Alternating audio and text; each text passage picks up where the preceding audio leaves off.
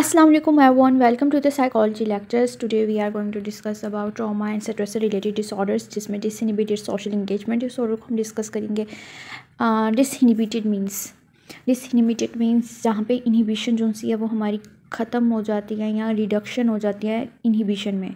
और इनहिबिशन क्या होती है कि थोड़ी बहुत मतलब कि हमें झिझक होती है, थोड़ी बहुत हमें पता होता है कि कहाँ पे क्या सूटेबल है, कहाँ पे क्या नहीं करना है. जब डिसइनहिबिशन हो जाती है तो हमें वो एक सलाहियत ख़त्म हो जाती है और ये रिवर्स होता है इनहिबिशन का.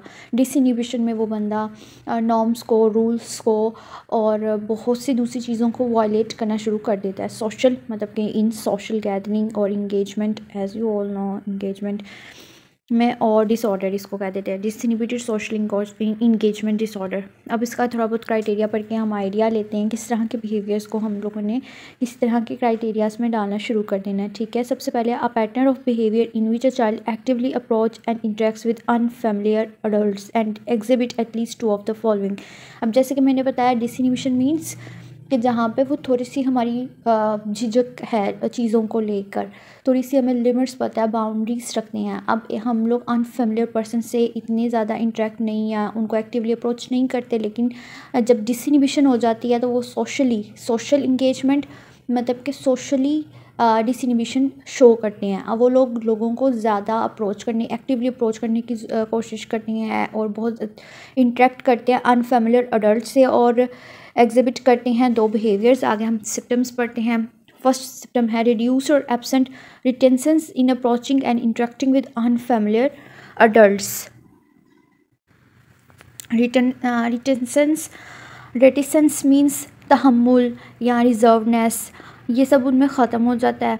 ठीक है, एब्सेंट रिटर्नेंस मतलब कि उनमें झिझक वगैरह सब कुछ ख़त्म हो जाता है या फिर कम हो जाता है और वो लोग अनफेमिलियर अडल्ट से एक्टिवली इंटरेक्ट करते हैं. ओवरली फेमिलियर वर्बल एंड और फिज़िकल बिहेवियर्स के कुछ फिज़िकल बिहेवियर्स और कुछ वर्बल बिहेवियर्स को ज़्यादा ही फेमिलियर हो जाते हैं. मतलब कि उनको ये नहीं पता होता कि हमारी एज अप्रोप्रिएट सोशल बाउंड्रीज़ क्या हैं और कल्चरली हमें कैसे दूसरों से मिलना चाहिए.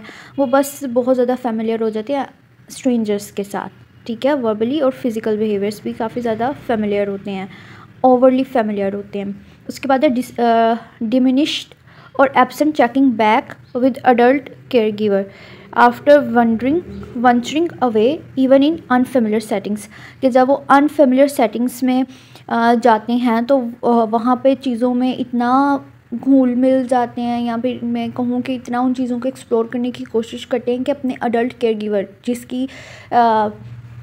जिसके साथ वो गई होती है उसी बंदे को वापस आकर रिपोर्ट नहीं करते या फिर उनसे सही से बातचीत नहीं करते. Willingness to go off with an unfamiliar adult with minimal or no hesitation, और वो किसी भी अनफेमिलियर अडल्ट के साथ बगैर किसी झिझक के चले जाते हैं. तो ये थी डिसइनहिबिशन का क्राइटेरिया. अब है हमारे पास the behaviour in criteria A are not limited to impulsivity.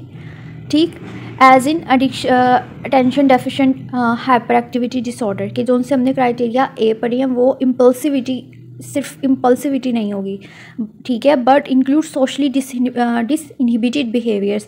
लेकिन उनमें कुछ सोशली डिसइनहिबिटेड बिहेवियर्स हैं, लाइक कि सोशली हम किसी भी स्ट्रेंजर्स के साथ ऐसे नहीं चल पाएंगे, हम किसी भी स्ट्रेंजर के साथ इतनी अच्छे से फेमिलियर नहीं हो सकेंगे, वो भी फर्स्ट मीटिंग में ही. फिज़िकल वर्बल बाउंड्रीज़ हम लोग अडल्ट के साथ, दूसरे लोगों के साथ रखते हैं, इवन कि एज फेलोज़ के साथ भी स्टिल हम कुछ ना कुछ नॉर्म्स, कुछ ना कुछ बाउंड्रीज़ फॉलो कर रहे होते हैं, वो लोग वो भी नहीं कर रहे. तो इस वजह से ये क्राइटेरिया इम्पल्सिविटी का नहीं है बल्कि सोशली डिसइनहिबिटेड बिहेवियर्स का है. ठीक, उसके बाद फिर हम सी क्राइटेरिया पढ़ते हैं. सी क्राइटेरिया है the child has experienced a pattern of extremes of insufficient care evidence bye at least one of the following.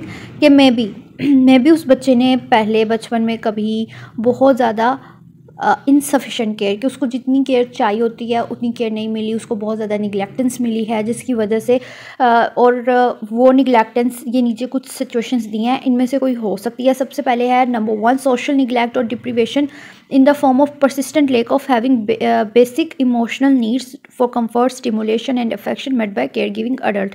कि मे बी उसके caregiving adult ने उसको comfort, stimulation और affection नहीं दी, वो जिसकी वजह से उसकी basic emotional need fulfill हो पाती.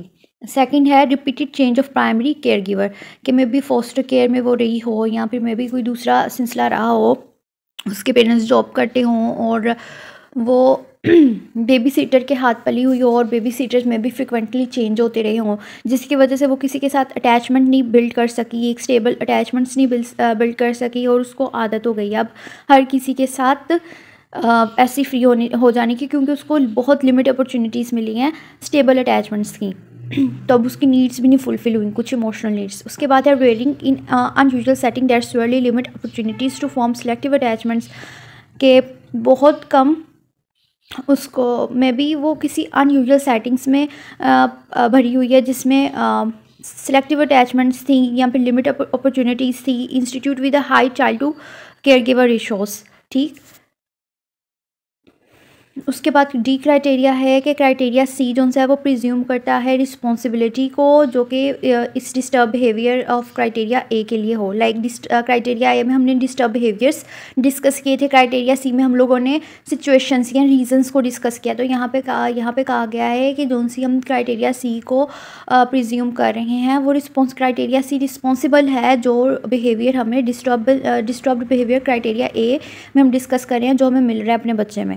ठीक है, the disturbance in the criteria A begin following the pathogenic care in criteria C, कि क्राइटेरिया ए का डिस्टर्ब बिहेवियर शुरू हुआ है क्राइटेरिया सी की वजह से, और ये जो सा है डिसऑर्डर वो उन बच्चों के लिए जो जिनकी डेवलपमेंटल एज एटलीस्ट 9 मंथ्स हो, 9 महीने से छोटे बच्चों के लिए नहीं है, 9 महीने या 9 महीने से बड़े बच्चों के लिए है।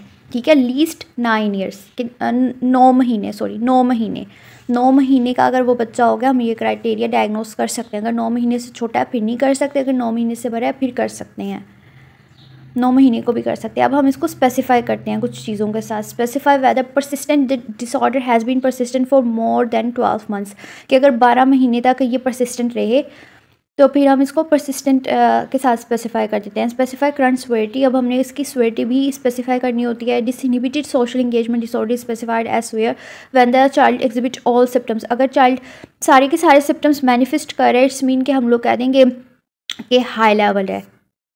ठीक है, स्वेरिटी हाई है। उसके बाद इसकी कुछ प्रिविलेंस वगैरह भी देख लेते हैं। इसकी प्रिविलेंस जो सी है स्टिल अननोन है, क्योंकि ये काफ़ी रेयरली देखने को मिला है।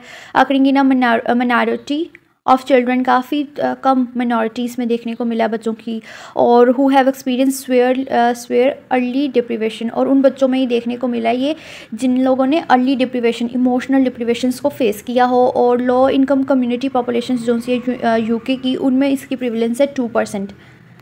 ठीक है, और बाकी risk factors, comorbidities, differential diagnosis जो से हैं वो सब हम डिस्कस करेंगे on next part of this video. I hope you all are doing fine. इस चैनल को लाइक सब्सक्राइब ज़रूर करिएगा। Thank you, take care.